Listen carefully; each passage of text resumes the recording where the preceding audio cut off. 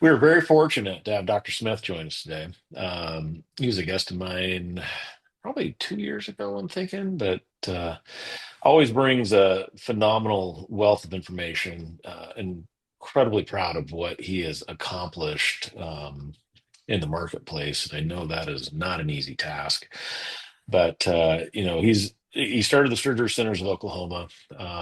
That message continues to expand nationally, and it's changing the way that things are being done out there, and I think that's fantastic. So he's going to be talking about the new era of employer-driven healthcare, what it took to get us here, and the successes that have come with that. And with that, I'm just going to turn it over to Dr. Smith and let him run with it. But as always, I get ahead of myself, so just pause for 1 second. Um, for those attending, please ask questions. We always enjoy you guys chiming in here. The intent for Fireside is kind of an open dialogue, and we do it the best we can since we're not all in one location, but we are in a single Zoom room. But type those questions into the Q&A. I'll filter them into the conversation as we go through and answer as many as we can. So with that, Dr. Smith, I'm going to turn it over to you. Well, thank you. Thanks for the opportunity to visit with everyone. I'm not sure what slide you're looking at, but we ought to advance at least one or two, and then I'll stop you if that's too far. Let's see. I'm going to try to figure out a way that I can see the slides everyone else is looking at on my screen. Uh-oh. So we got the surgery pricing slide is up right now, but yeah, take a moment to get your slide deck oriented on your Let's screen. And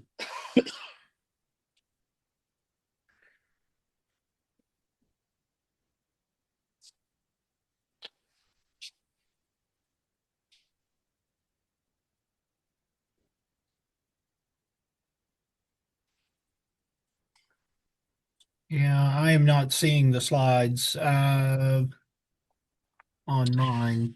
So um, if you're looking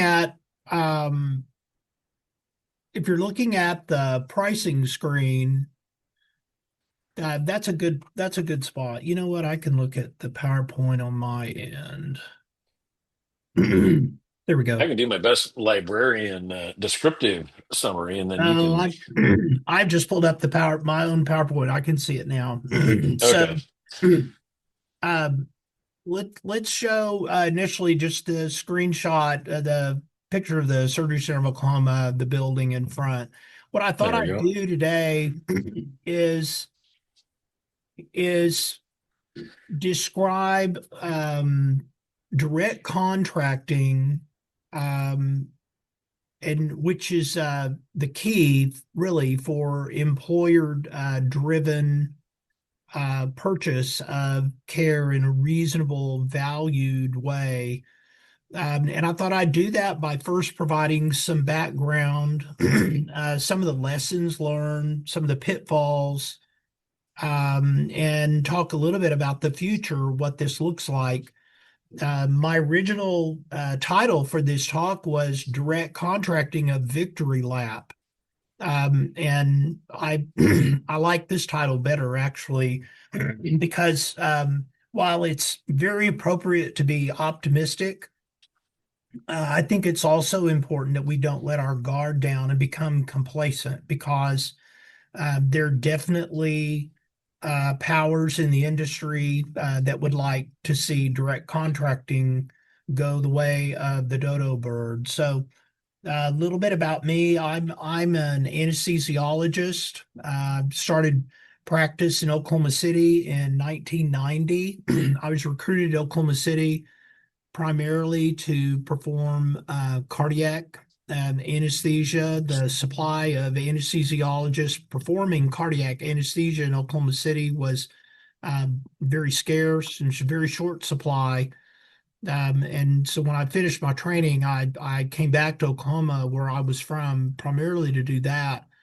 It did not take me long to realize that hospitals were doing very well, getting rich, in fact, and And it didn't take me long to realize that physicians really were not. In 1992, old man George Bush, who I was happy to see in the Epstein files for no other reason than the following.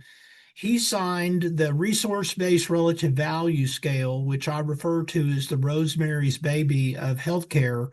But that was an endorsement of a bureaucrat academician at Harvard insisting that he could place a price on the service rendered by any physician performing any procedure in the country. This, of course, is insanity. It's Soviet style central planning. The idea that prices can be imposed on a market is really straight out of Karl Marx.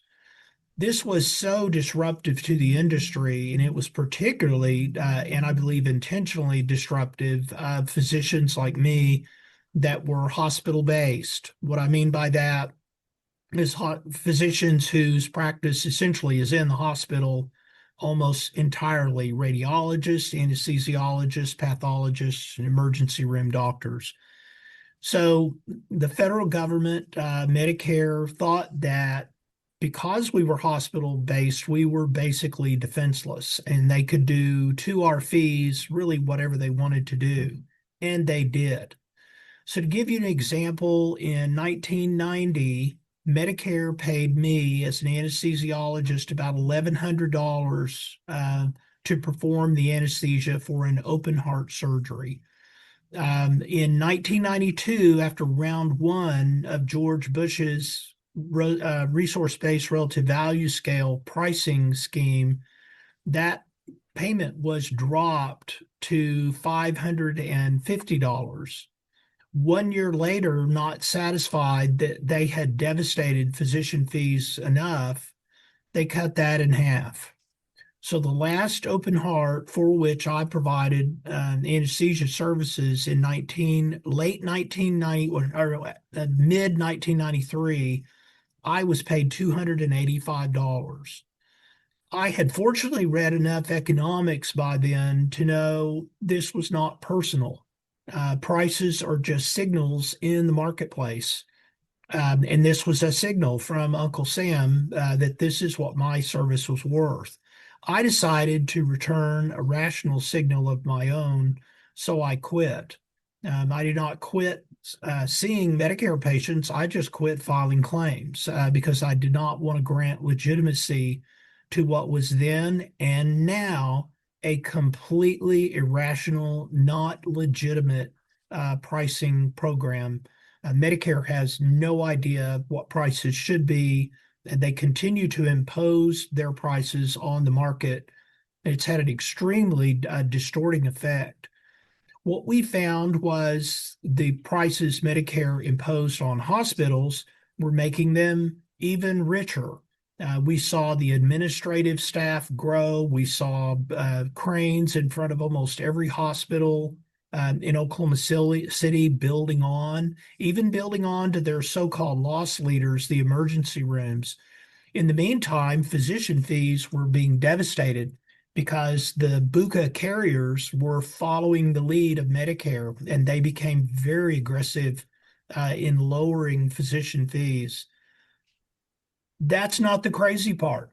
The crazy part is back in the day, before we had these electronic health records, I could go to the medical records department at a hospital, ask for a patient chart, and on the right side of the chart was all the clinical information. On the left side of the chart was all the financial information.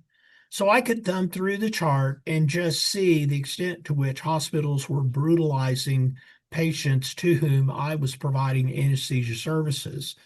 It was clear that the hospitals were becoming very aggressive, more aggressive than they'd ever been in collecting from patients.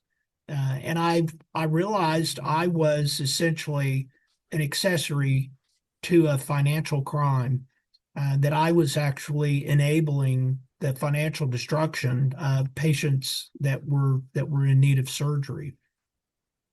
at the same time, not satisfied with all of this new revenue, hospitals became aggressive in cutting costs, and that included the supplies surgeons I worked with needed to perform the surgeries that were being performed at the hospital.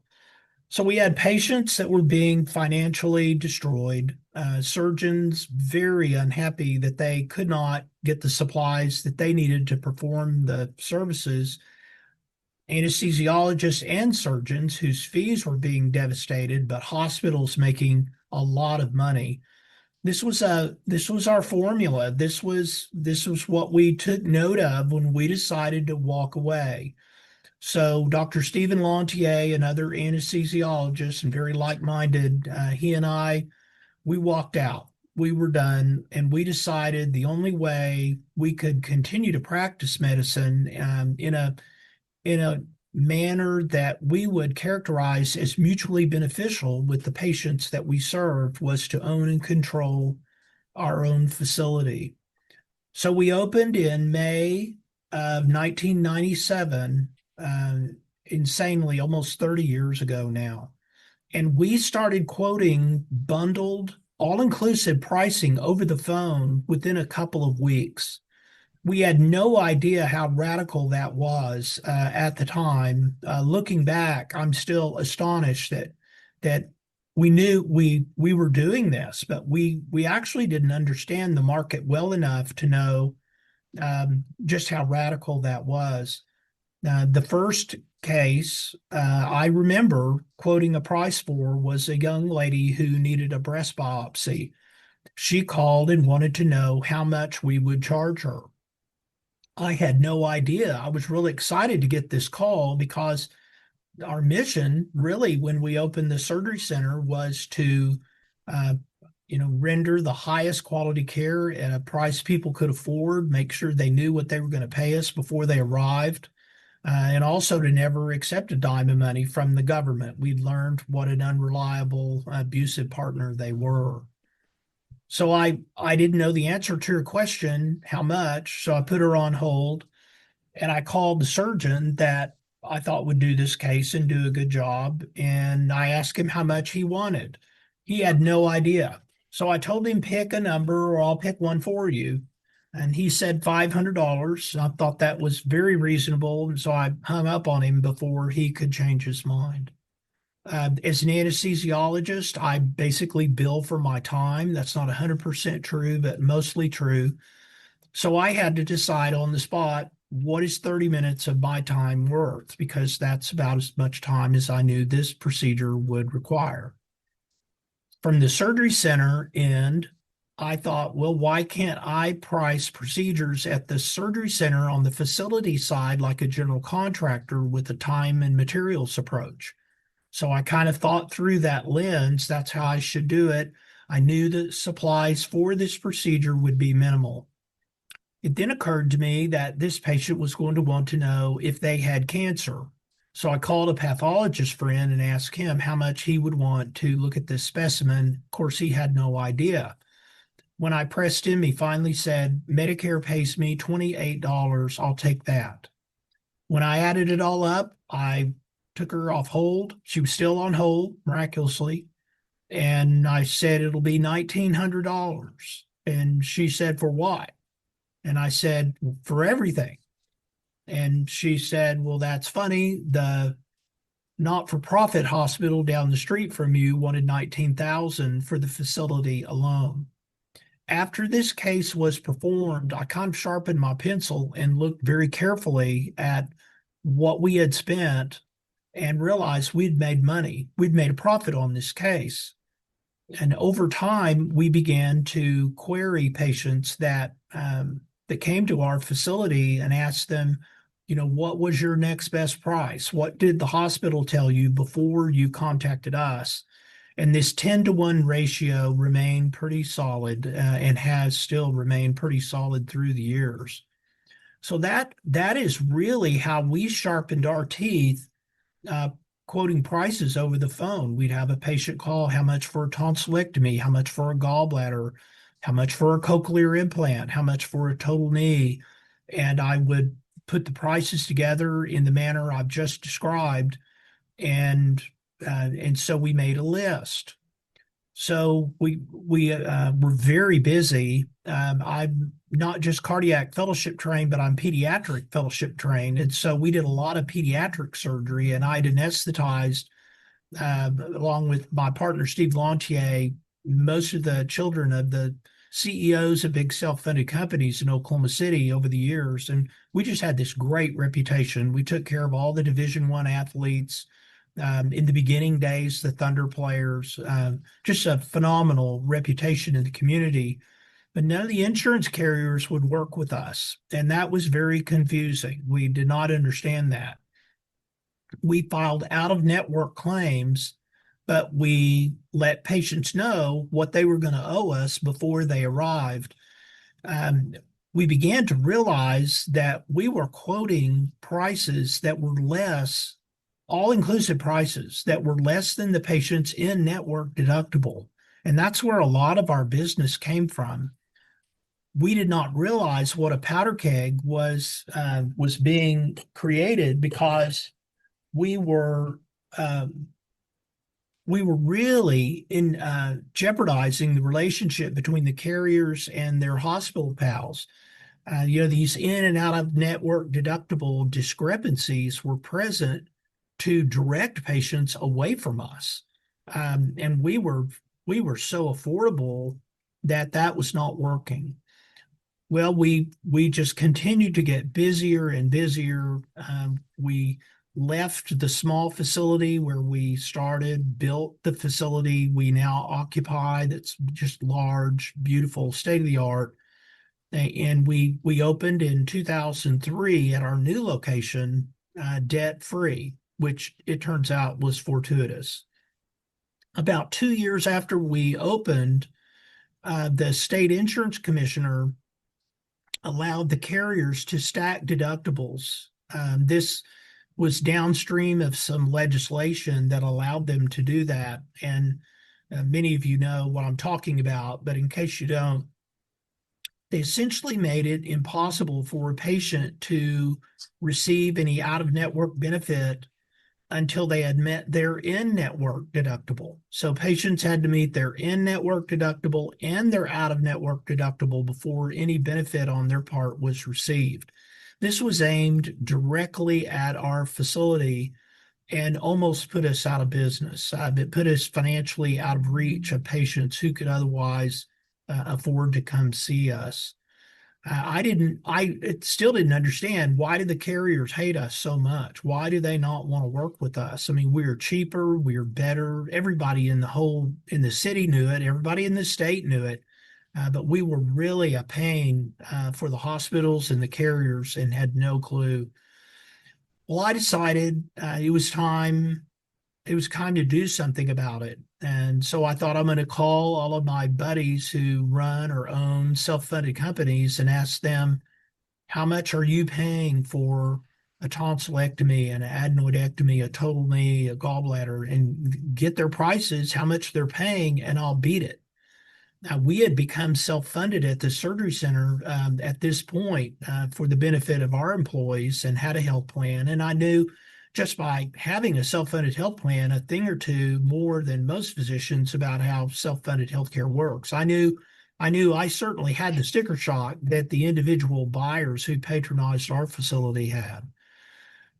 Then I thought, no, I don't need to ask, how much are you paying? I need to tell the self-funded buyers how much we charge for what we do. We we should say, here is what we do, here is what we charge, and let the market judge us, and truly put our free market leanings really on the line and let the market judge us. Well, my wife then convinced me to tell everyone. And so that is how our website was generated. I launched the website in 2009 with all of our all-inclusive prices listed. The first thing that happened, first of all, my goals were to really make ourselves more known to the people that had sticker shock, whether they were individuals or or self-funded companies, cost-sharing ministries, people with high deductibles.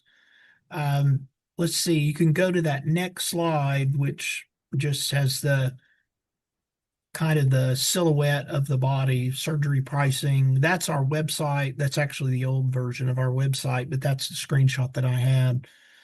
And then the next slide will say transparent pricing. And this is an idea of what it looks like. So the price you see is the all-inclusive price. It's surgeon, anesthesia facility, pathology, and and I did this again so that we would be more visible to the sticker shocked buyers. I was also angry by this point because it should not have been as hard to operate the Surgery Center of Oklahoma as it was. It was really difficult. We were fighting battles we never imagined that we would fight. The legislature, due to lobbying pressure from the carriers and the hospital, they tried multiple times to put us out of business. This is becoming extremely difficult. And all we wanted to do was provide reasonably priced, high quality care to people. And the industry was just not letting us do that. So I was mad. And so one of my goals when I launched the website was to start a price war. I wanted these not-for-profit hospitals to explain why they needed 10 times what I had listed online to not make a profit. Really wanted to put them in a real pickle. The other goal I had was to better understand the scams that were at work, because if you're cheaper and better, you ought to have a line around the block, and we didn't. And I didn't know why. I had this big mystery question: why do the carriers hate me? So we launched this website, and the first patients to take advantage of this were Canadians. Well, that was interesting. Those people have insurance, whatever that means. They just don't have access to the care that many of them require. So Canadians came, then uninsured Oklahomans came, then uninsured people from outside of the state of Oklahoma came. And then the self-funded companies jumped on board along with the cost-sharing ministries. Currently, our most rapidly growing demographic are patients who have traditional insurance but who have been denied or delayed so much that they will pay us cash to end their nightmare. Basically, the carriers have turned the folks who buy traditional insurance into Canadians, where they have insurance but it's no good to them. So when the self-funded uh, cavalry arrived, our our whole model was transformed and really salvaged. Um, Jay Kempton, who runs the Kempton Group, was the first TPA to arrive and take advantage. He asked me if I would provide the services listed on our website to his clients for the prices listed. And he was astonished when I said, yes, my price is my price. It's the same price for everyone. I don't care if it's an individual or it's 100,000 life group. There is no pricing. He said, what do I have to pay to access this pricing? And I said, my pricing is not a product. The care is the service is the product. So I don't charge anything. He was astonished by this. I think didn't believe me at first. And so we started working together, and true to form, because he's a good guy, he decided to help his competitors figure out how to deal with me, because we we were kind of done trying to figure out a way to deal with insurance carriers. So I said, this has got to look, feel, and smell like a cash transaction. We're not going to chase patients around the kitchen island trying to get, their portion of this. It's got to be 100% payment. And Jay Kempton made that happen. He had competitors whose clients threatened to leave and join the Kempton Group. And they would call Jay, not happy with him, but also curious. And so Jay would tell them, this is how I am dealing with Surgery Center of Oklahoma. Keep your clients, and work with them in this way. By the same token, in order for this to be successful, a patient that went to one of the big hospitals for surgery received an outbound call during pre-certification, at which time a redirection attempt was made. And did you know that if you go to Surgery Center of Oklahoma instead of Integris or Mercy, that you will have no out of pocket? And the patients, of course, many times didn't know that and were interested. That got their attention. And so, as patients were redirected away from my competitors, I began to receive the angry calls. And instead of just taking all the business, I taught them how to create prices and how to bill and collect for it. I didn't do this to get rich. I did this because I wanted patients to have access to reasonably priced care. And again, I was angry and I wanted to really shake things up. And I wanted the not for profit hospitals that had been brutalizing us through the legislature and had been brutalizing patients. I wanted them to have to account for how they did business. So one day, Jay Kempton said, well, we've got several TPAs, we have several stop loss carriers, we have ERISA lawyers, we have several facilities that you have helped jump into this game. We have people on board that are together. I think they compromise the beginnings maybe of a movement. What do you think about starting an association or trying to do that?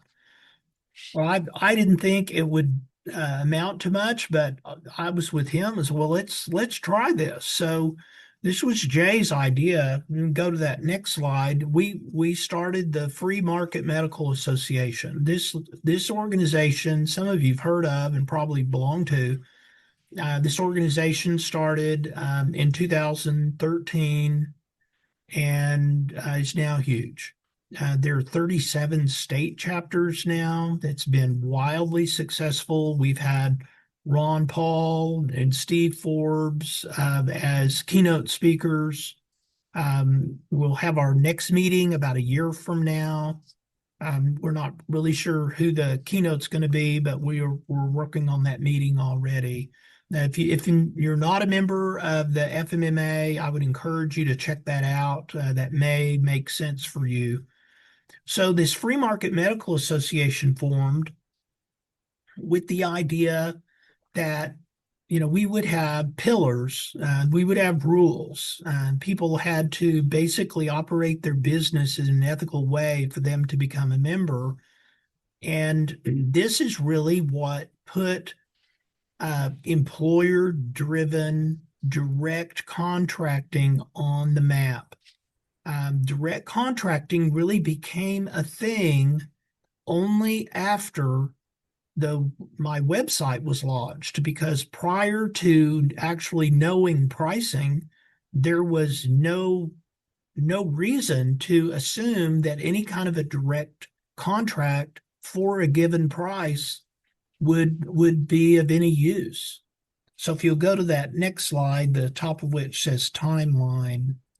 So to review, the website launched in 2009. Jay Kempton and I met. Oklahoma County, another client, came on board about the same time. And interestingly, and I looked this up the other day in preparation for this webinar, direct primary care actually started the same year that Jay Kempton approached me. So the two heroes in direct primary care are a guy in Wichita, Kansas named Josh Umber.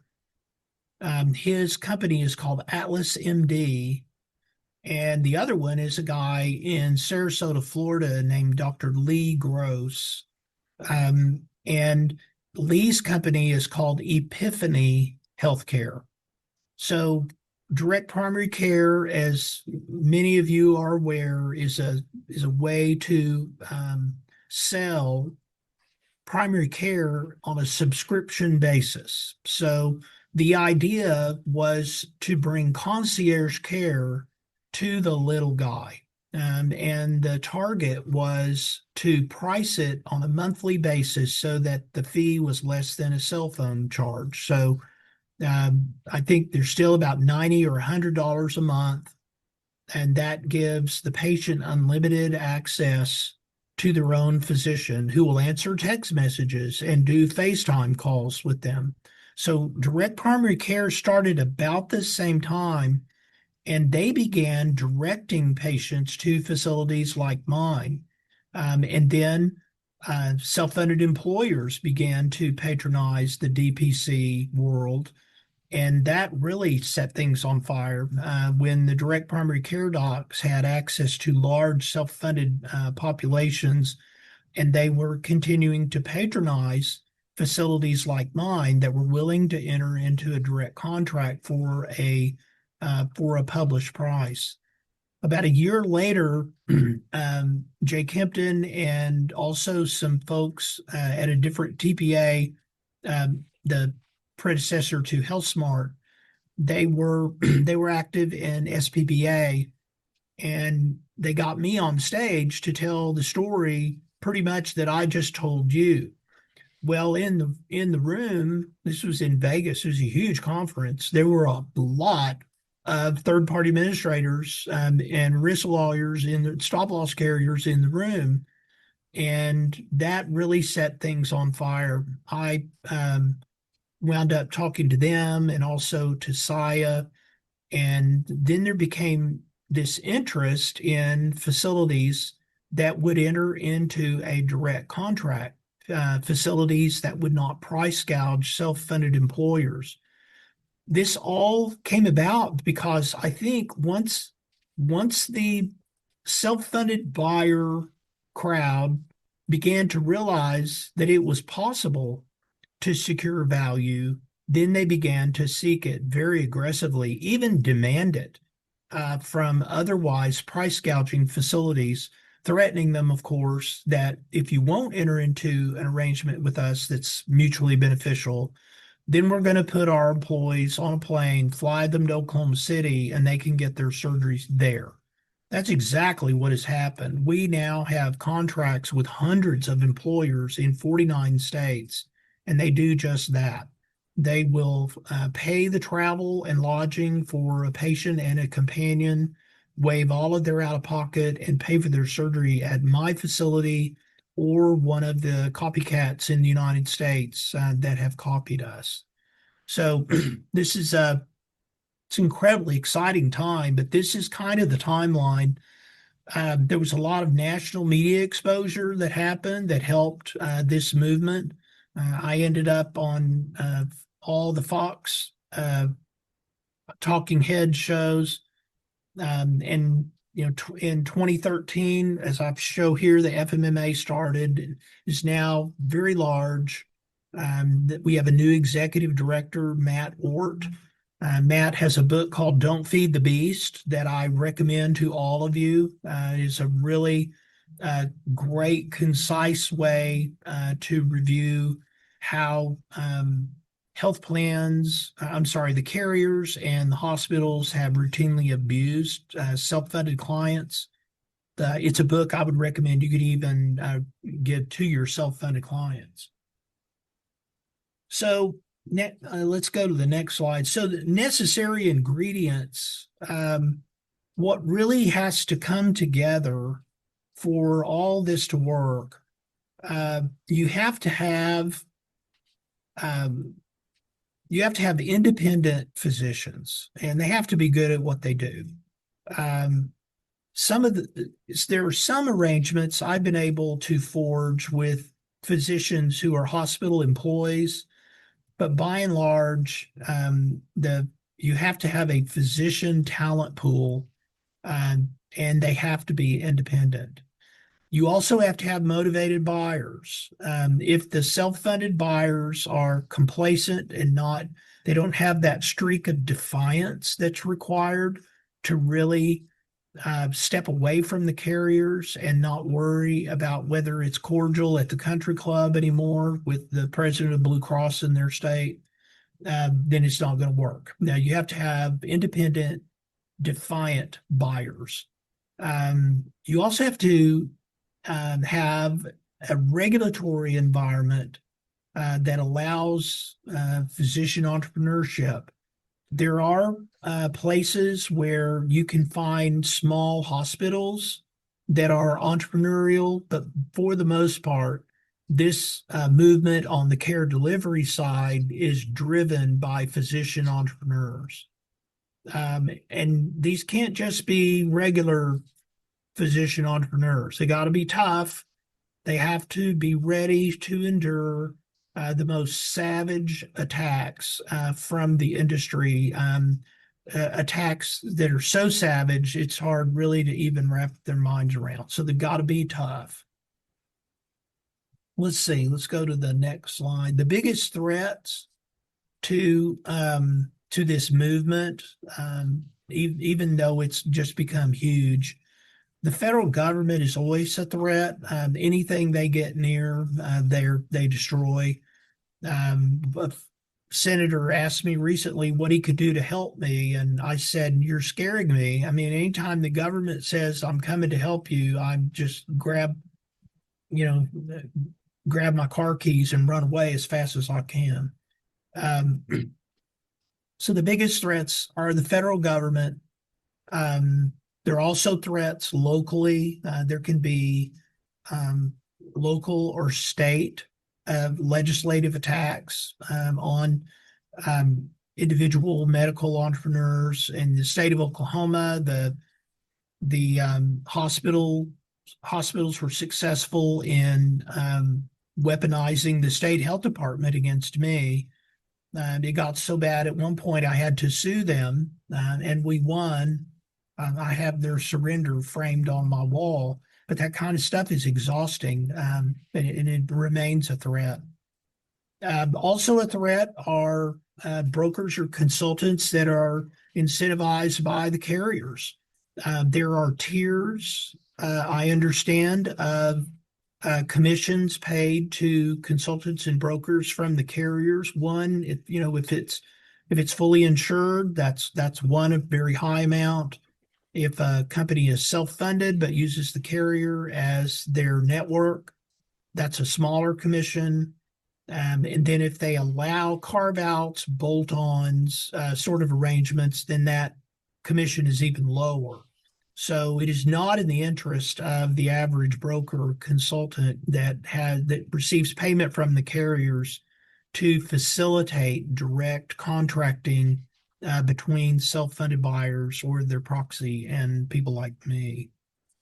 Hey, Dr. Smith, I'm curious because we run into something similar where we're not the status quo, and a lot of noise gets created around, programs that fight the norm. What are some of the things that people would say about what you're doing that they're they're putting out there to persuade people from thinking about going that direction?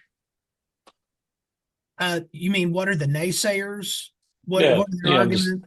yeah. I Yeah, mean, it just to me, it just is clear and easy and makes tons of sense. But I know that there's people out there creating, the rumor mill or the noise that makes people rethink that maybe that's not a good idea. What are you hearing? a lot of the noise has gone away. I think we still hear, you surgery centers are just cherry pickers. You just do the healthy patients and the bunionectomies, and you're not really taking care of sick patients. And every one of these cases you take up from us endangers us financially, and the community is at risk of losing critical access hospitals because of you physician entrepreneurs. So I categorize that naysayer complaint as poor mouthing. If you drive past a poor mouthing hospital, you'll see a crane outside building onto their ER. So that those are just lies. The Yeah. other thing you'll hear is that in order for us to promote these surgeries at these prices, we must be cutting corners. You get what you pay for. The opposite is true. My friend Jeff Rice, who founded Healthcare Blue Book, discovered early on, like we did, that the relationship between price and quality is actually inverse. If I say a gallbladder removal $6,836, I can't actually say that unless I know what I'm doing. If the patient care episode is loaded with uncertainty because we are incompetent, then I can't actually put a price on it. So, I think you get what you pay for. You're going to one of these cut rate centers. Those are some of the things that the naysayers will say. And then they'll also say just how devastating it is to the community for anyone to patronize a facility like mine instead of the big box hospital that somehow feels entitled to its position to destroy and bankrupt health plans. I would say those are the two biggest naysayer complaints. Yeah. Yeah, you can look into, in our analytic tool that we call MetaV, but it looks at the different cost components and billing practices and some quality score built into that. It becomes very clear the inverse relationship between It is. billing and quality. Yeah. Yeah, the next slide. I'm almost finished. This is the this is the future. um, Atlas Billing Company. Um, I formed the the year that I launched the website in 2009. It occurred to me that the buyer, whether an individual, self-funded company, cost-sharing ministry, whoever it was, they were going to want to write just one check. They did not want to write a check to surgeon, anesthesia, facility, pathology, on and on and on. So I thought I'll create an entity to which they can present their single payment, and then this entity will pay all of those who participated in the care episode. Uh, that was my vision, but I was clueless about what role Atlas Billing Company would serve going forward. Not long after I launched the website, I was approached by a hospital administrator at what was Deaconess Hospital here in Oklahoma City at the time. It's now part of Integris. But her name was Kathy Hibbs. And as you can imagine, I don't have many friends that are hospital administrators. So I met with her and was very skeptical. And she walked in and said, "What can I do to help you?" And then I was very skeptical. And I said, "Well, we have patients coming from Alaska who sometimes need another day or two to sleep it off after we do surgery on them. Will you give me per diem rates?" And she said, "Absolutely." And I thought, okay, this is great. Then she said, "What can you do to help me?" And I thought about it. And then I realized patients have been asking us here at the surgery center for help with the surgery they required that was an inpatient surgery. And I said, "Will you give me surgical pricing for inpatient procedures so that I can send you referrals?" And she said, "Absolutely. Now we're getting somewhere." Then she said, "You have to collect all the money, though." And I did not understand where she was coming from, but I said, "Okay." Well, I now know that she was concerned at the time with her carrier contracts. All of this contract language that says you can't give anybody else a better deal is what she was concerned about. So she gave us this great pricing. I bundled it all up, presented it to the buyer, and people started flying to Oklahoma City from Florida and everywhere else to have their robotic procedures at Deaconess Hospital, and they would pay Atlas Billing Company, and then that clearinghouse would pay the hospital, surgeon, anesthesia, pathology, and everyone else involved. So Atlas Billing Company has become a cloaking device for otherwise price gouging hospitals that want to identify as Surgery Center of Oklahoma on a case by case basis. And this is spreading, and it's become nationwide now. This clearinghouse is performing that function for many facilities outside of Surgery Center of Oklahoma. And I don't know if you can see this slide, but for $24,500 all in, someone's colon cancer can be surgically treated. This is a colon resection at a local hospital here in Oklahoma City. Ironically, one of the ones that tried to put me out of business. So I now know that there's no better way to bring him the gospel than to pay him to do it. So I now am in a position because our website had 4.5 million hits last year. So we're in a position where I can actually be a referral source for hospitals that want to work with us through Atlas Billing Company. So I think the future is bright. I don't think everyone will come to this movement willingly. I think some people will have to be dragged to this movement, but they will come to the movement when they realize they're losing business if they don't. And tools like Atlas Billing Company and whatever competitors Atlas might have out there, these clearinghouse tools allow the hospitals to kind of put their toe in the water and participate in this movement. So, Heath, I'll stop there. I think I'm out of time that you'd allotted me and be happy to answer any questions. Well, there was a question that came in. Are there any surgery categories that you don't do at surgery centers of Oklahoma? Yeah, so any procedure that would be characterized as inpatient, we do not do. What I do is when I realize there is a demand from our buyers for some type of surgery, I look in the community to see if there's surgical talent to satisfy that. Then I look at our plant here at the surgery center to see if we can satisfy from a technology viewpoint what that surgeon needs. If not, then I approach another facility in town that I know performs that surgery all the time and see if they are willing to accept payment through Atlas. So the answer is yes, there are some things we don't do here. For instance, cataracts. I thought about doing cataracts and I asked one of our ophthalmologists who does oculoplastics. So he does blepharoplasties and things like that. I said, who would take your cataract out? And he said, well, this guy. So I called him and I said, Kurt, do you want to come to the center and do cataracts? And he said, Keith, why would I do that? I've already got my own facility. Why would you buy all that equipment again unnecessarily?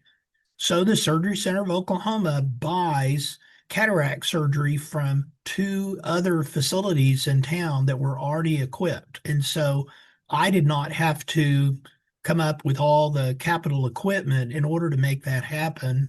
And that translates really to the buyer as a better price.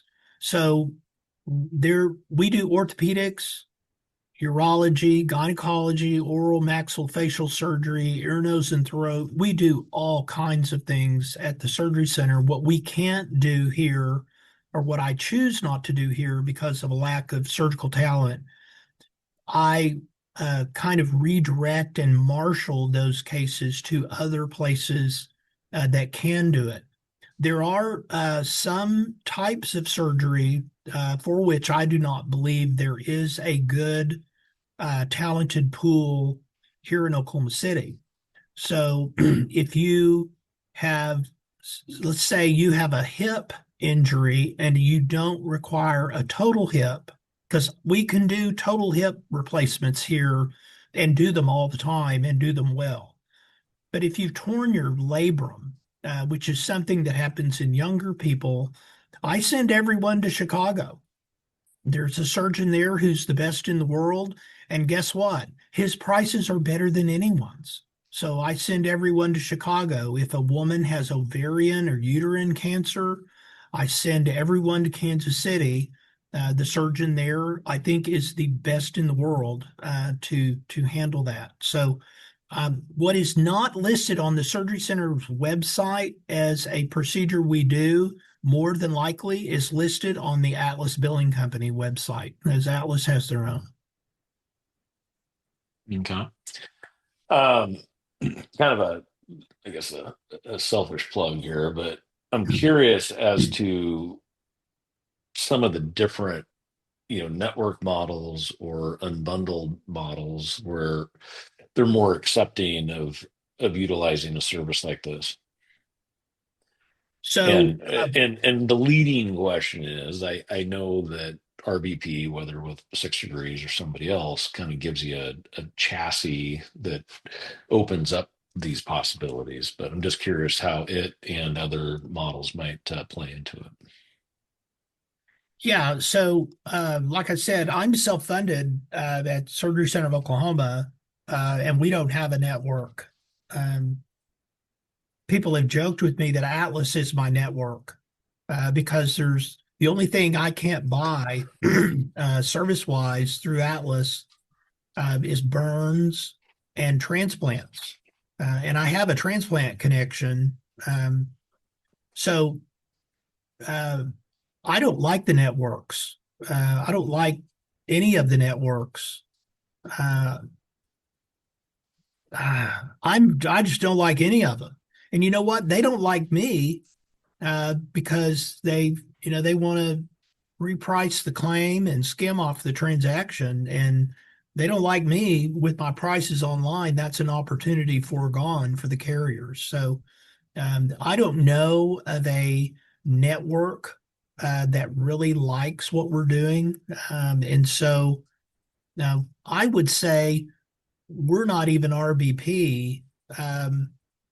My friend Adam Russo at the FIA Group said RBP is a gateway drug to what the Surgery Center of Oklahoma did, and that's just give actual pricing. There is no reference to Medicare. So the way we work here, if one of my employees or one of our clients employees needs something, they will reach out to my Atlas team, and we will either perform the service here at the surgery center or we will connect them for a known price with a facility that performs the service they need. Having said that, I'm always sensitive to the needs of our clients. One of the real squeeze points for health plans these days are infusions. So we've started an infusion practice at the surgery center. And my model is simple. We buy the drug, we do not mark it up, and we charge $1,000 for its administration, period. It's overseen by an anesthesiologist that can respond to a reaction. If there are any rebates, those go back to the health plan. We do not accept any of those rebates. So our model is the drug at cost plus $1,000. And everyone I've talked to has said that is an unbeatable deal nationwide. Yeah, I would agree with you. This it wouldn't be a situation where you're actually repricing to RVP, but RVP allows, at least under like a 6 Degrees model, for direct contracting to occur It where does. they'd be able to go and utilize a service at the Surgery Center of Oklahoma as a part of the plan. So And I just think that works really nice. and Heath, one of the, or actually two of the big corporate hospitals that I work with have actually given me RBP pricing on their charge master. So we sent them so many referrals, they got tired of answering the individual emails. So they just sent us their charge master at 155% of Medicare. So we can quote those prices with confidence now without even having to double check with them. So Yeah, that's I, fantastic. I want to qualify what I said. Medicare pricing for hospitals actually has some legitimacy. they are dialed in a little bit to the costs. Medicare pricing for physicians, anesthesiologists in particular, is completely illegitimate. So if you see an anesthesiologist just charging 800 times Medicare, or yeah, 800% of Medicare, that's probably a fair price. If you see a surgeon that wants 300 or 500 percent of Medicare, that's probably not unreasonable. If you see a hospital that wants more than 180% of Medicare, they're making a ton of money. And David Ballot, the old retired hospital administrator from Texas, he's told me many times hospitals are making money at 100% of Medicare. So, fantastic. I appreciate you being on. We're getting to the top of the hour here. I don't see any additional questions that have come in, so we can start the ramp down process. Dr. Smith's contact information was up on the screen. Feel free to reach out. You can see mine here. Lindsay, what do we got coming up on the next fireside chat? All right, Scotty Campbell of Stealth. He always brings the energy. So it looks like we're doing that on March 18th at 11 a.m. Feel free to get registered for that. You can watch today's episode and all our past episodes via the website. If you go to sixdegreeshealth.com and click on the educational link, you'll find yourself there. Dr. Smith, thank you so much. Really You appreciate bet. having you on. It's good to see you You again. bet. Good to see you too. Everybody else, I'll see you in March. Talk soon.